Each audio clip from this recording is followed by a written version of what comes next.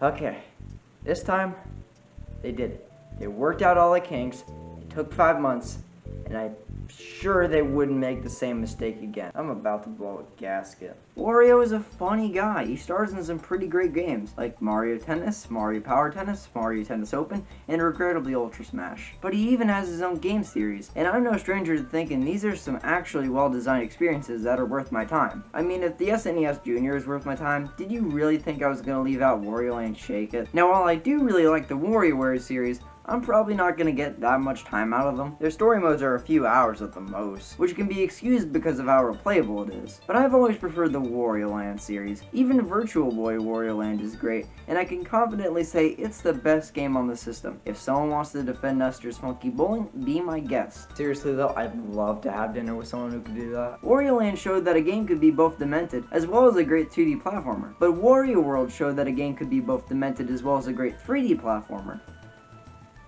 But did it really? WarioWorld almost feels like the game time forgot. If you ask any normal person if they know what it is, of course they're not gonna know what it is. That's why Nintendo fans don't socialize. But even if you ask someone acquainted with the subject, they might be familiar with it, but they still have no idea what the heck this is. Heck, I didn't even know much about it until I got my hands on it. Apparently, it's a 3D platformer about Wario, and it was weird. Guess why? It was shown off at E3 2002 as a pseudo-tech demo, because after looking at this looked like it would be releasing the next year at the earliest. But someone probably didn't get the memo, because the game was scheduled to release in November of that year, in which the game was delayed to May, and then 1 month later to June of 2003. But not before it was shown off at E3 2003 and put into a trailer via the Ocarina of Time pre-order bonus that came with Wind Waker. Because I know who will like that fat greasy man over there, our Zelda fans. And when it released, it received some positive reception, just not enough to remain relevant for 2 decades. Which I found pretty weird. Most of the games from this era, like Super Mario Sunshine and Luigi's Mansion, are looked at with fondness today. But I've yet to see the same treatment towards WarioWorld, and I'm sick of not knowing why. I'm gonna play this game all the way through and prove that WarioWorld should be treated just like any old GameCube game.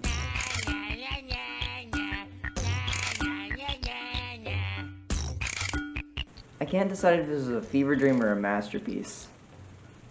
These guys might have had a point. So WarioWorld is a run-of-the-mill linear 3D platformer, and that just about sums up the whole experience. Okay, well I'm somewhat joking. This is a very by-the-numbers 3D platformer, and I find that weird, mostly because this is a game in the Wario series, and a lot of its weirdness usually seeps into the gameplay. But in this case, the only thing that really stands out are the character designs. I'm pretty sure I saw this in one of my psychedelic drug trips. It has occurred to me that I wasn't on drugs. In fact, I was just eating this deodorant stick. These character designs are... how do I even describe this? They're fine, they function. I just don't know how someone thought this was okay. Whenever I think I'm losing my sanity, I think about the people that created this. A lot of the enemies in this game just have a dead and unnatural twang to them, which I think is perfect for a game in the Wario Land series.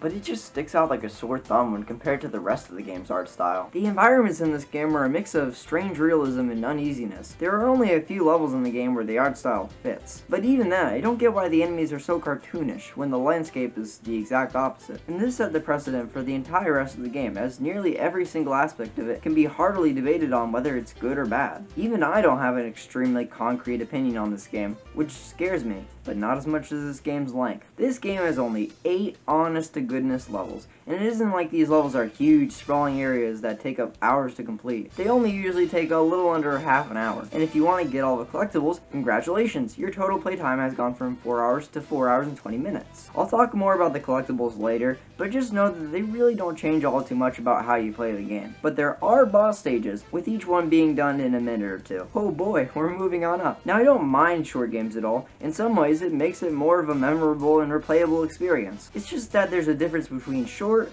and something that I'll forget in a day or two. The thing is that unlike other games with even shorter runtimes, it doesn't have much of an impact on the player. It doesn't grip me, it doesn't have an incredible sense of atmosphere.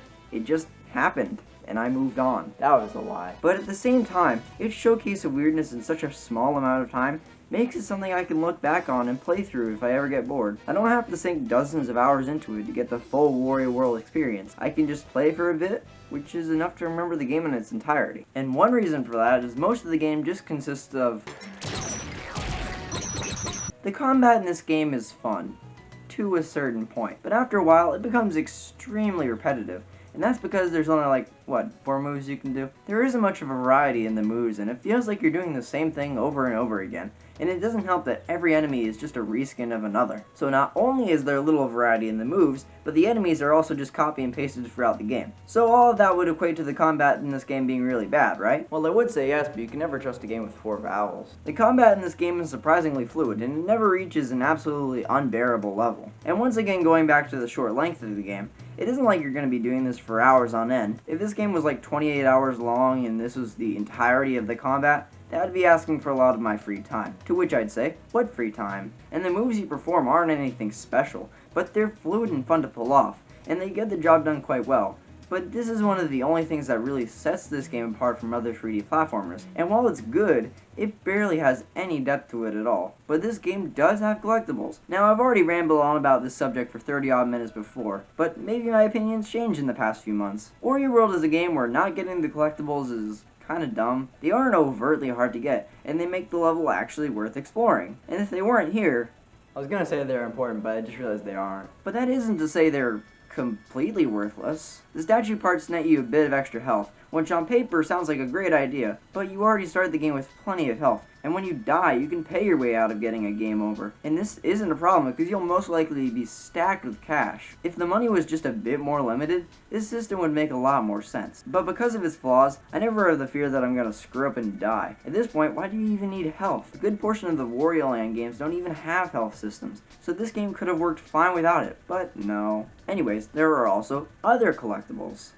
And they're worse. The treasures are scattered throughout the level, with each having a color-coordinated button. I like them. They aren't perfect or laid out in a great manner, but I'd still rather have them than not. They give at least a little incentive to go and scramble for them. That is, if you still have your umbilical cord. Yes, these unlock short demos for WarioWare and Mega Micro games, but what kills it is that you can't play it on the TV.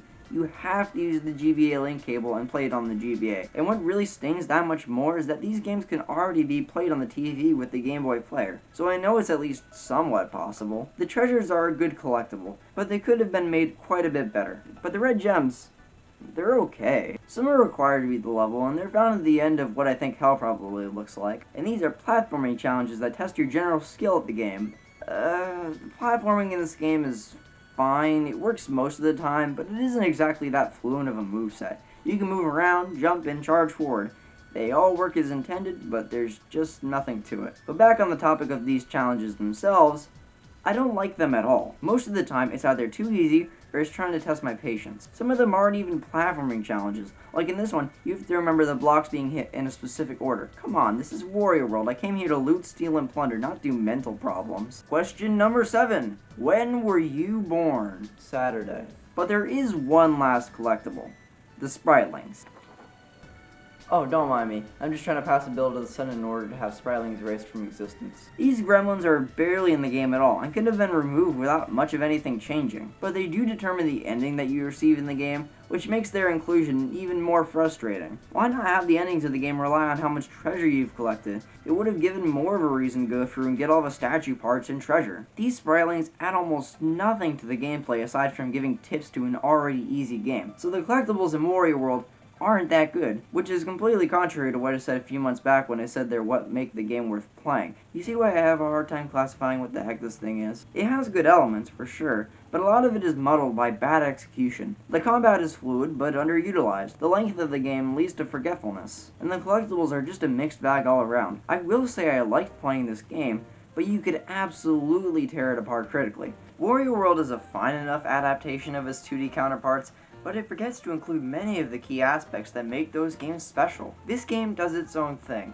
which is fine, but it's just nowhere near as good as the Wario Land series. I understand why this game isn't looked at very fondly today. It isn't nearly as polished or well-rounded as other GameCube classics. It's WarioWorld, a sadly forgettable game that had the potential to be so much more. Well, now that I've figured out the mystery of WarioWorld, I'm off to vacation in Alabama to think about what I've done. So I just got back from Alabama, which has made me realize that WarioWorld is an incredible game, and I love almost everything about it. Could you imagine if I said anything otherwise?